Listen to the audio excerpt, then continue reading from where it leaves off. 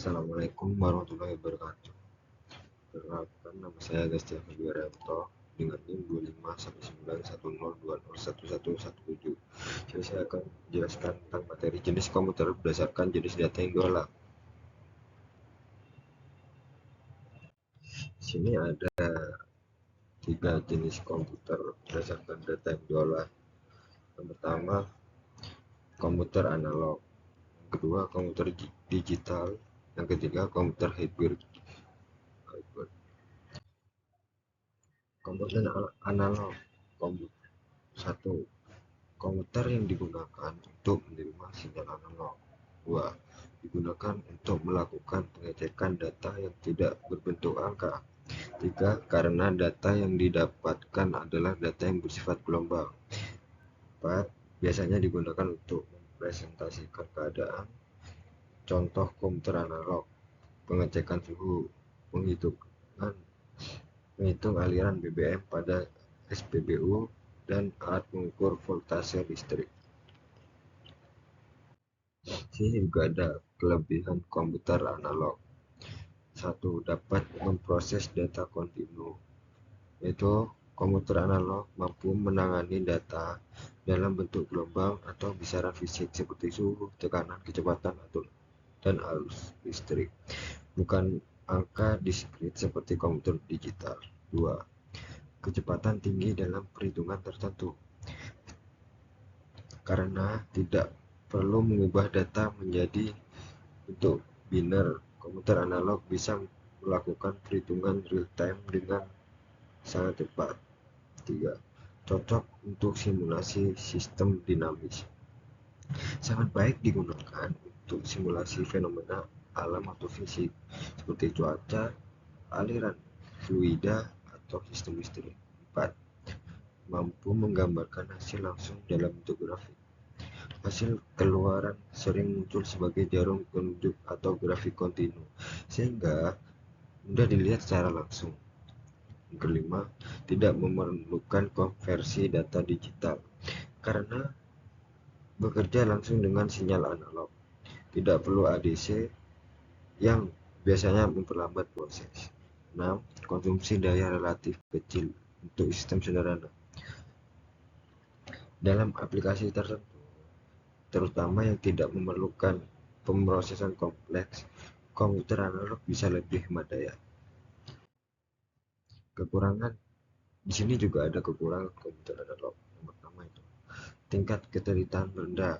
Itu komputer analog sulit memberikan hasil yang sangat akurat karena bekerja dengan sinyal kontinu yang rentan terhadap gangguan atau noise.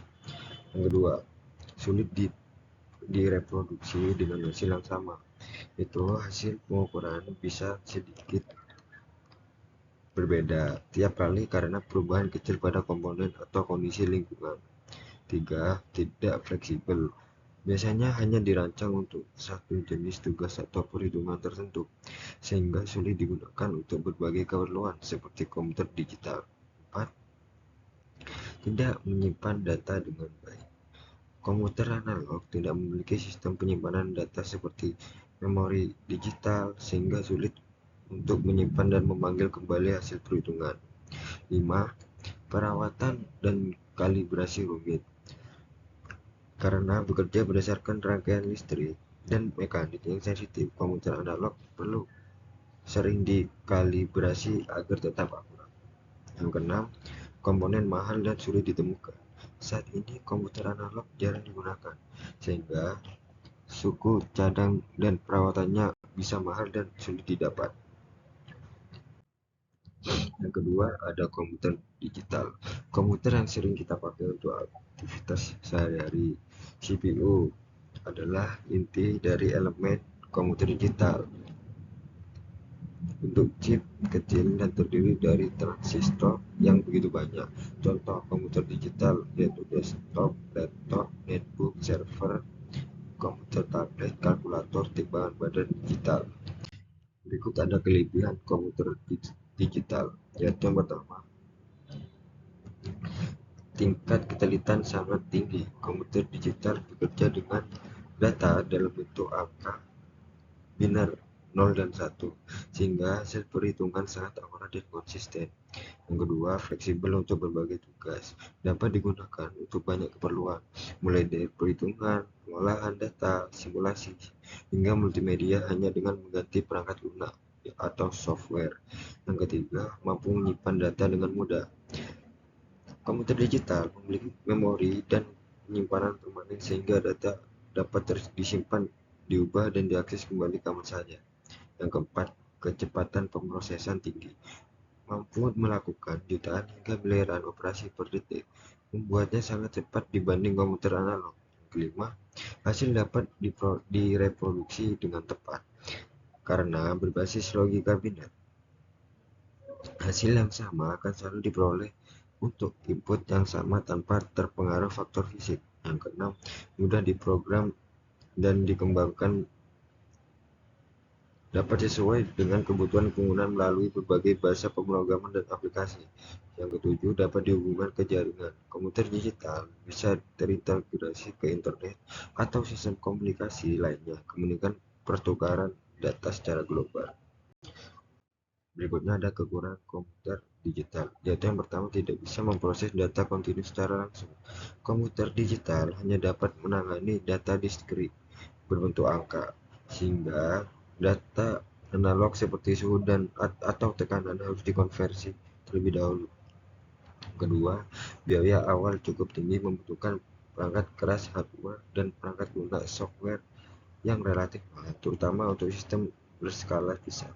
Yang ketiga, konsumsi daya tinggi. Karena banyak komponen elektronik aktif, komputer digital memerlukan lebih banyak energi dibanding komputer analog. Yang keempat, rentan terhadap kesalahan perangkat lunak atau bug. Pemrograman yang kompleks bisa menyebabkan error atau crash jika terdapat kesalahan kecil dalam kode. 5. Membutuhkan pengetahuan khusus untuk mengoperasikan dan memprogram. Tidak semua orang dapat langsung menggunakan secara efisien tanpa pelatihan. Nomor 6. Waktu konversi data. Saat bekerja dengan data dari dunia nyata, sinyal analog perlu waktu tambahan untuk memproses konversi ADC dan DAC yang dapat memperlambat sistem. Yang 7. Tidak cocok untuk simulasi real-time tertentu. Beberapa proses fisik yang berlangsung terus-menerus lebih sulit disimulasikan dengan akurasi waktu nyata. Nah, yang ketiga ini ada komputer hybrid. Komputer yang memiliki kemampuan dari komputer analog dan komputer digital, diperlukan untuk pengolahan data dan sifatnya baik kuantitatif maupun kualitatif. Digunakan untuk aplikasi khusus yang biasanya dipakai pada robot-robot yang dipakai sebagai pekerja pada rumah sakit, yang digunakan untuk memeriksa keadaan tubuh pasien, yang pada akhirnya komputer bisa mengeluarkan berbagai analisa yang disajikan dalam bentuk gambar, grafik, ataupun tulisan. Berikut ada kelebihan komputer hybrid. Menggabungkan kelebihan komputer analog dan digital. Komputer hybrid bisa memproses data kontinu sekaligus menghasilkan hasil yang akurat dan dapat disimpan. Yang kedua, cepat dan akurat. Bagian analog menangani perhitungan real-time dengan cepat, sedangkan bagian digital memastikan hasil akhir tetap presisi dan bebas dari kesalahan besar. Yang ketiga, dapat bekerja secara real-time. Sangat cocok untuk aplikasi yang membutuhkan respons langsung, misalnya sistem kontrol pesawat, rumah sakit, atau penelitian ilmiah. Yang keempat, dapat menyimpan dan mengelola data digital. Hasil perhitungan dapat disimpan, diproses ulang, atau dianalisis menggunakan perangkat digital. Kelima, fleksibel dalam penggunaan. Bisa digunakan untuk berbagai bidang, dari medis, teknik, hingga industri, karena mampu menangani data analog dan digital sekaligus. Yang keenam, memberikan hasil lebih efisien. Kombinasi dua sistem kemungkinan proses lebih cepat tanpa mengorbankan ketelitian. Nah, berikut kekurangan komputer hybrid. Yang pertama, biaya pembuatan. Kekurangan komputer hybrid itu karena biaya pembuatannya dan perawatnya itu tinggi. Karena menggabungkan dua sistem analog dan digital, komponen dan perawatan menjadi lebih rumit dan mahal. Struktur sistem kompleks. Desain dan integrasinya memerlukan keahlian tinggi untuk memastikan bagian analog dan digital dapat bekerja selaras. Yang ketiga, sulit diperbaiki jika terjadi kerusakan. Kerusakan pada salah satu bagian analog atau digital bisa memengaruhi keseluruhan sistem dan memperbaikinya tidak sederhana. Yang keempat, membutuhkan operator yang terlatih.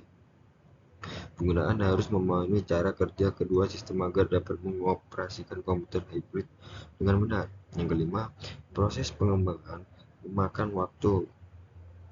Pembuatan dan pengujian komputer hybrid membutuhkan waktu lama karena harus menyeimbangkan kecepatan analog dan kecerdasan digital. Yang keenam, konsumsi daya lebih besar. Kombinasi dua sistem menyebabkan kebutuhan energi yang lebih tinggi dibanding komputer analog atau digital saja. Berikut presentasi dari saya. Apabila ada salah kata, maaf. Terima kasih.